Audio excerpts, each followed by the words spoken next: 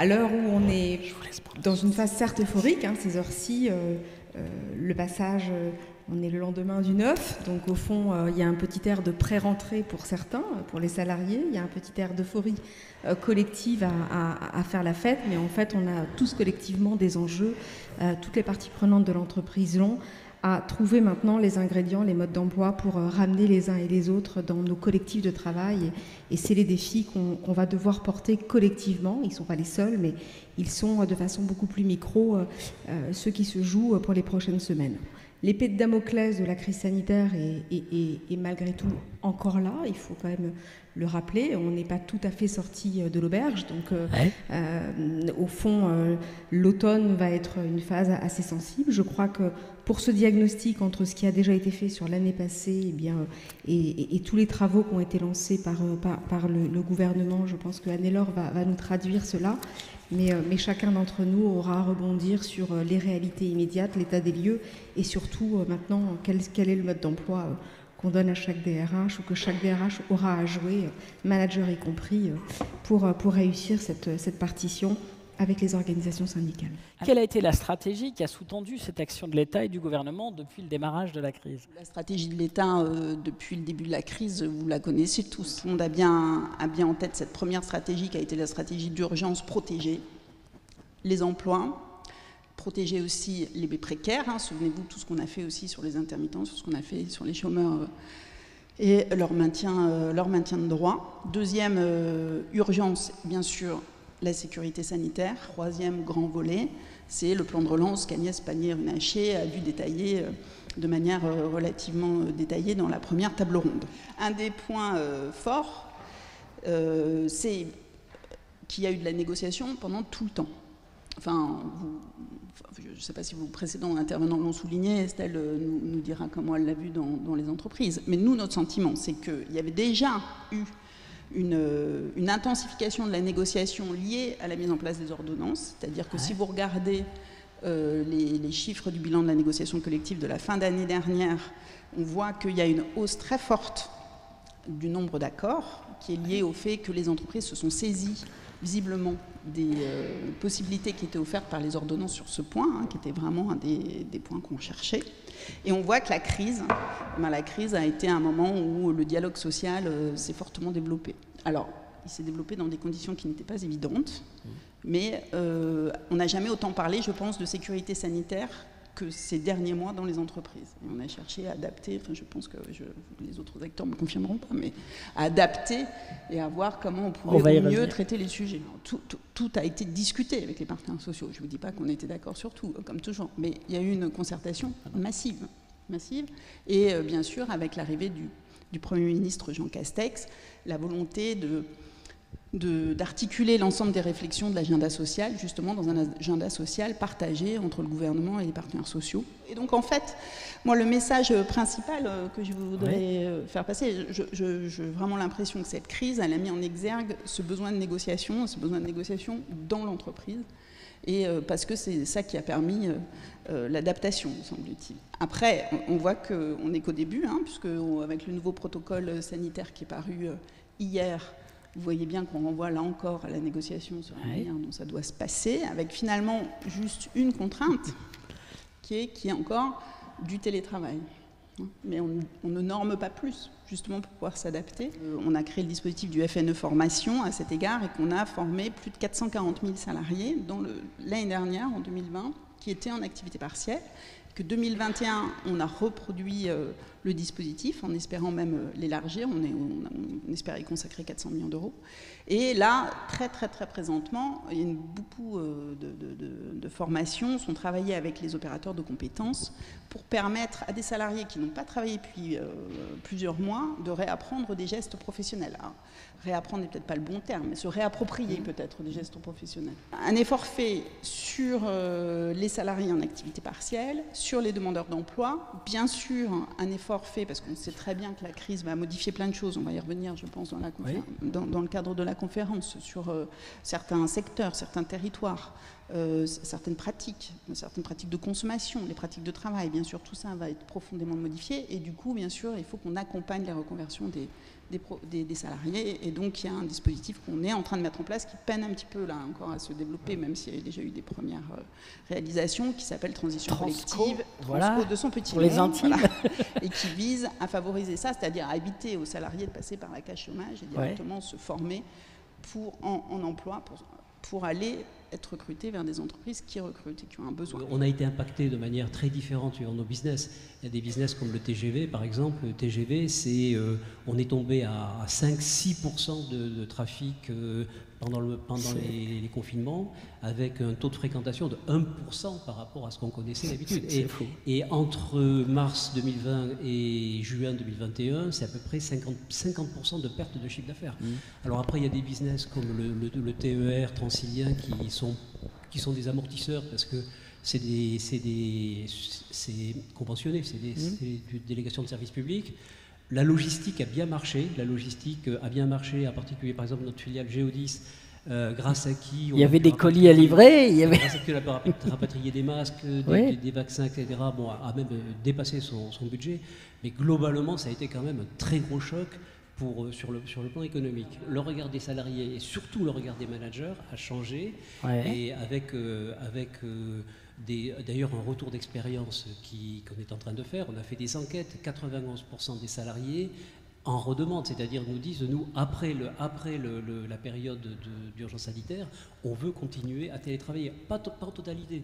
Je crois qu'il y a quasiment personne qui nous demande à télétravailler en totalité. Donc il y a le sentiment de l'importance des collectifs de travail, et en fait, notre recommandation sera de dire, de manière pérenne, on pourra télétravailler 2 jours par semaine en continu. Donc c'est quand même assez révolutionnaire par rapport à ce qu'on connaissait précédemment, sous réserve d'organiser sur la semaine le télétravail. On avait 2 sécurités auparavant, on avait la sécurité ferroviaire, on avait la sécurité du travail. Aujourd'hui, durablement, on sera sur 3 sécurités. Sécurité du travail, sécurité ferroviaire, sécurité sanitaire. Et ça, pas seulement pour les salariés, pour les clients. Parce que les clients, quand ils montent dans un train, quand ils montent dans un RER, forcément, cette question sanitaire perdurera d'une manière ou d'une autre. Et donc, sur le plan managérial, je pense que la notion d'attention, la notion de bienveillance a été très importante. Par exemple, on a demandé pour les salariés en télétravail de faire de l'animation plus que d'habitude, de réunir les équipes, d'animer les équipes. Et puis la deuxième chose, c'est que quand les gens ne sont pas en présentiel autour de soi, il faut travailler autrement. On est sur le management par objectif, on est sur le management par la confiance d'une certaine manière. Confiance objectif, c'est-à-dire des résultats aussi, mais ça ne peut pas être le même mode de management que quand les équipes sont autour de soi. Les organisations syndicales étaient de vrais partenaire dans le pilotage de la crise, au sens où il me ramenait des problèmes, il remontait les sujets, il remontait là où ça n'allait pas, et puis après il a fallu discuter concrètement comment gérer les questions rémunération, les questions. Donc on a construit toute une série de protocoles et de référentiels internes, et ça a duré quasiment 3 mois de discussions intenses. Et aujourd'hui, une des fractures majeures de la démocratie sociale et de la démocratie tout court, c'est qu'une majorité des travailleurs, du privé comme du public, ne sont pas intéressés par le dialogue social, ni même par les syndicats. Je le dis en balayant devant ma porte, parce que les syndicats protègent, et là où on le fait très bien, enfin on essaie de le faire très bien, on protège des gens qui ont déjà des protections. Que ce soit le statut dans la fonction publique, ou que ce soit un contrat de travail qui s'appelle un CDI, et plutôt dans une grande entreprise. Donc on ne peut pas comparer la SNCF avec les 4 500 000 salariés de TPE, les 600 000 intérimaires, les 2 millions de permittents qui alternent des contrats courts et des périodes de chômage, ceux qui sont dans un halo durable du chômage, les précaires de la fonction publique, etc., etc. On a au moins 2 secteurs économiques, je ne parle même pas du transport, la SNCF a une belle carte à jouer, mais notamment dans l'aérien, où on voit bien qu'entre les transitions technologiques, écologiques, et les reconversions nécessaires, on a des besoins de formation monstrueux. Nous, on s'est mobilisés en 3 temps, et ces 3 temps sont à peu près ce qu'ont vécu les entreprises. La première, c'était la mise en place des enjeux sanitaires, et là, ce qu'on a observé, c'est en gros une forme d'union sacrée entre les parties prenantes de l'entreprise, parce qu'elle était sous contrainte, elle était dans l'urgence. Et oui, à ce moment-là, le dialogue était vigoureux. Et il était vigoureux parce qu'on avait collectivement le sentiment qu'il fallait qu'on sauve notre bien commun. Donc la maison commune, il ne faut pas qu'elle brûle et on va trouver des solutions collectives. Vous êtes dans cette phase d'urgence et donc il y a eu quelque chose d'assez puissant dans cette période. En même temps, on a eu des débats vifs dans toutes les entreprises, chez nous aussi d'ailleurs dans le groupe Alpha. Moi on le sait, je fais partie de ceux qui plaident pour le maintien de l'économie et que ça ne va pas de façon contradictoire avec la préservation des enjeux de santé. Je dis d'ailleurs souvent que le maintien de l'économie il est assez déterminant, parce qu'on voit bien que sur le terrain du chômage, la condition des conséquences sur la santé publique ne ferait que s'ajouter au Covid. Donc on a eu aussi nous-mêmes ces débats dans l'entreprise, et on voit bien qu'au-delà des tensions, de réels équilibres ont été trouvés. La deuxième séquence, elle est celle de la rentrée de septembre, d'octobre, avec une vague assez massive des restructurations, et là on va accompagner évidemment des séquences beaucoup plus compliquées dans les entreprises, cette réalité plus brutale, immédiate, partout, maintenant et dans l'urgence, avec des formats ou des dispositifs d'accompagnement qui sont très très différents pour les salariés. Quelque chose qui se voit entre le délai et l'urgence. Ça va dépendre des secteurs d'activité, ça va dépendre évidemment des territoires, de la fragilité ou pas historique de l'entreprise. J'ai vu aussi des entreprises en grande difficulté avant la crise, dans le secteur agroalimentaire, j'en ai accompagné personnellement en phase de restructuring, se refaire une super santé, parce que leur secteur voulait qu'il soit positionné dans un rayon ambiant d'une grande surface, et tout le monde s'est jeté, alors que les boîtes de conserve, on en achète un peu moins, et bien tout le monde s'est précipité sur les boîtes de conserve. Donc pour l'économie, en tout cas pour le secteur agroalimentaire, il y a autant d'histoires que d'entreprises, que de secteurs. Il y a autant d'histoires que d'entreprises, c'est exactement ça.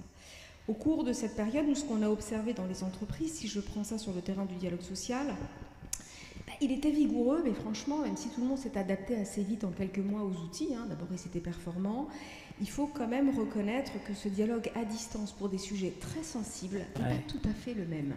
Ça, c'est la première chose. La deuxième, c'est que quand le dialogue était de qualité plutôt bon, on va dire, grosso modo, les négociations pouvaient se jouer, mais lorsque le dialogue n'était pas déjà de bonne qualité, les outils, ça ne fait qu'empirer, ça ne fait qu'aggraver la situation. Facteur aggravant. Restructuration, facteur aggravant. Et de 3, vous perdez les off. Or, la force du dialogue social, elle n'est pas plus, pas moins que ce qui se passe dans les collectifs de travail, pour le management, pour tenir ses collègues, etc. Il faut pouvoir se dire les choses entre organisations syndicales, avec la direction. Donc la perte des off a rendu les choses assez compliquées. La troisième chose, c'est que même si la mise en place des CSE a ses vertus, il faudra se réinterroger des moyens réservés, parce que nous, ce qu'on a surtout observé, c'est qu'il fallait, dans ce contexte-là, négocier plus vite des sujets plus graves, avec des moyens moindres. Bon, eh bien, excusez-moi, vous ne sortez pas tout à fait le même dialogue social à l'issue, si ce n'est que c'est, au fond, préserver des sujets ou quelques mesures sociales ou quelques éléments de deal dans la négociation, mais je ne suis pas tout à fait sûre que sur beaucoup de dossiers assez sensibles, on soit allé jusqu'au bout des choses.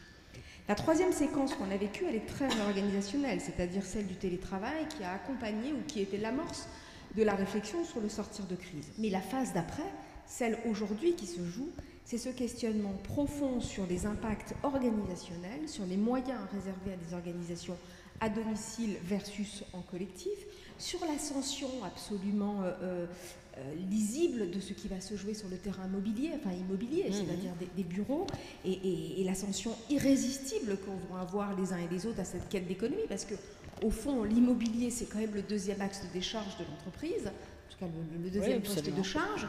Bon, ce poste de charge, quand il représente 10, 15 ou 20% de vos charges après les salaires, on voit tous arriver la chose sans mesurer à quel point ce sujet va être déterminant. Donc le risque, c'est le gain de productivité pointé du doigt sans mesurer l'ensemble des connaissances, des conséquences organisationnelles. Je propose qu'on continue notre regard. Pardon. Exactement. Je voulais juste terminer sur un point, juste pour dire au-delà de la nuance, c'est le sujet sur la productivité. Il y a un débat de fond sur la productivité. Au fond, on est beaucoup plus productif en télétravail. Là, nous, on n'est pas nuancé, on est très prudent sur la chose. Pas parce qu'on pense tous les salariés, évidemment, ont été plus productifs. Vous voulez bien faire dans une séquence comme celle-ci. Pour la première fois, votre employeur soit est en train d'apprendre à se passer de vous, voyez, ce qui était moins favorable au télétravail historiquement. Il n'y a que 3% des entreprises, c'est pas pour rien. Ou alors parce que vous voulez tout simplement bien faire et sauver votre collectif. Et donc, quelque part, je pense qu'il nous faudra beaucoup plus de mois pour mesurer, en tout cas, si la productivité, eh bien, il y a des réels gains, ou alors, au fond, si on a des défauts de productivité, avec d'éventuels dérapages sur la santé au travail. Cette crise, elle a d'abord révélé quelque chose que nous, j'ai envie de dire sociologues des organisations, on sait, mais ça nous a paru encore plus flagrant, c'est le fait qu'on vit dans une société surorganisée. Une société surorganisée, et surtout ce qu'elle a révélé, c'est les liens d'interdépendance entre ces organisations. Et là, je reviens à votre histoire de révélateur. C'est un peu comme quand vous prenez un produit contrastant avant d'aller faire une radio. Elle a révélé le réseau des veines et des artères des sociétés modernes. Je veux dire, le tragique de nos sociétés, c'est que d'une certaine manière, rien ne se fera, et j'ai beaucoup aimé d'ailleurs l'intervention de Pierre de ce point de vue-là ce matin sur cet aspect en disant finalement il faut transformer les organisations pour transformer la société, c'est vrai. Et les organisations et leur réseau d'interdépendance, c'est à la fois le premier obstacle à la transformation et en même temps rien d'un peu important ne se fera autrement que par l'organisation. Quand on veut se transformer d'un point de vue digital, quand on veut s'adapter à la transition écologique, quand on veut aussi honorer ses responsabilités sociales, c'est tout ce tissu-là qu'on doit transformer. Il est visqueux. Voilà. Donc nos sociétés, ce sont des sociétés d'organisation qui ont beaucoup de mal à se transformer à cause de ces tissus d'interdépendance. Et c'est ce que la crise a révélé. Ouais. Donc on s'est posé la question, comment se fait-il que quand c'est pas en crise, ça marche pas si bien. Ouais. Alors on a regardé et on a repéré 3 conditions, qui sont 3 conditions dont on peut tirer à mon avis des leçons managériales importantes, y compris pour le privé. La première condition, c'est que pendant la première vague, on a, certainement conséquence du quoi qu'il en coûte, suspendu les contraintes financières qui avaient été placées au premier rang de 30 ans de rationalisation à l'hôpital. Deuxième raison, c'est que en fait on a suspendu les autres interventions. Mais suspendre les interventions d'un point de vue sociologique, ça veut dire qu'on a suspendu les intérêts et professionnels et individuels des différentes professions. Tout le monde s'est retrouvé à travailler sur les mêmes sujets. Puis dernière chose, qui aussi est une chose importante, c'est que le management et le poids du management a été complètement relâché. C'est-à-dire que beaucoup d'équipes se sont organisées en fonction des seules contraintes de la clinique, et beaucoup de directeurs d'hôpitaux et de directrices d'hôpitaux nous ont dit nous on intervenait souvent après coup pour entériner des décisions qui ont été prises par les soignants. Je vais vous dire des choses, je pense que le service public a été incroyable. Je ne sais pas si vous le partagez, mais je ne sais pas si il y a une adaptation dans des délais qui ne... Je ne sais pas si on peut les retrouver, en tous les cas. On a changé, on a fait une loi d'ailleurs aussi pour élargir les finalités de l'assurance média. Enfin bref, tout a été changé et on a fait ça en 3 semaines. Au-delà du fait que, parallèlement, les médecins ne pouvaient plus travailler, notamment les dentistes par exemple, ne pouvaient plus travailler, donc il a fallu compenser leur activité pour pas qu'ils se retrouvent sans rien, qu'on devait créer des services pour aider les pharmaciens à distribuer des masques. Enfin bref, et on a eu tout ça en très très peu de temps. Un grand nombre de politiques publiques comme un grand nombre de réformes dans les entreprises sont des réformes dont l'objectif principal est de faire coopérer et coordonner des acteurs qui existent déjà. Oui. Le réflexe organisationnel est devenu une réponse à l'inefficacité des politiques publiques et à la sous-performance des entreprises. Et donc c'est très important de réfléchir aux déterminants de cette coopération. La crise appelle la cohésion, la crise appelle la coopération, la crise appelle des modes de fonctionnement qui sortent des structures et des modes de fonctionnement habituels. Je disais, on avait une cellule de crise tous les matins à 8h où chacun passait en revue autour du président du groupe, c'est-à-dire avec toutes les sociétés du groupe qui étaient là. Et en fait, du coup, ça nous conduit à mettre en place des formes d'organisation d'urgence où, d'une certaine manière, la verticalisation qu'on abandonne en temps normal parce qu'on veut développer de l'autonomie, de la responsabilisation, etc., mais qui en fait est très coûteuse souvent en écart de fonctionnement, en doublon, en perte d'énergie finalement. En période de crise, on ne peut pas se le permettre. Et donc, nous, c'était intéressant parce qu'en fait, janvier 2020, la réforme de 2018 nous réorganisait en 5 sociétés anonymes.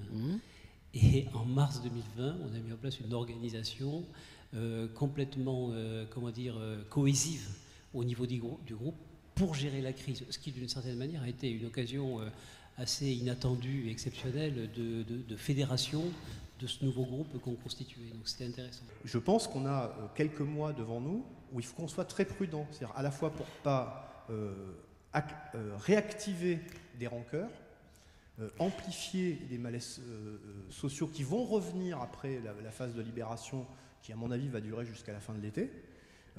Et donc les problèmes qu'on a mis un peu sous le tapis dans l'urgence de la crise ou dans l'effet libérateur de l'après-crise, on peut les avoir en boomerang. Pour certains, ça sera, y compris à notre initiative s'il le faut. Hein. Certains ne s'interdisent rien, ni sur leur projet, ni sur leur réforme. Nous non plus, on ne s'interdit rien.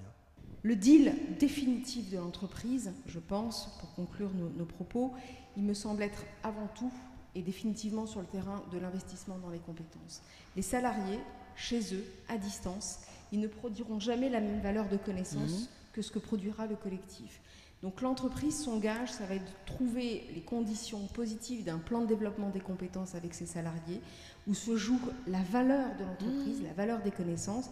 Et je pense que pour le futur mandat politique, il se jouera aussi quelque chose qui devra renouer le lien entre le CPF et le plan de développement des compétences pour que les organisations, toutes les parties prenantes, aient un terrain de négociation puissant qui reconstruira les collectifs de travail.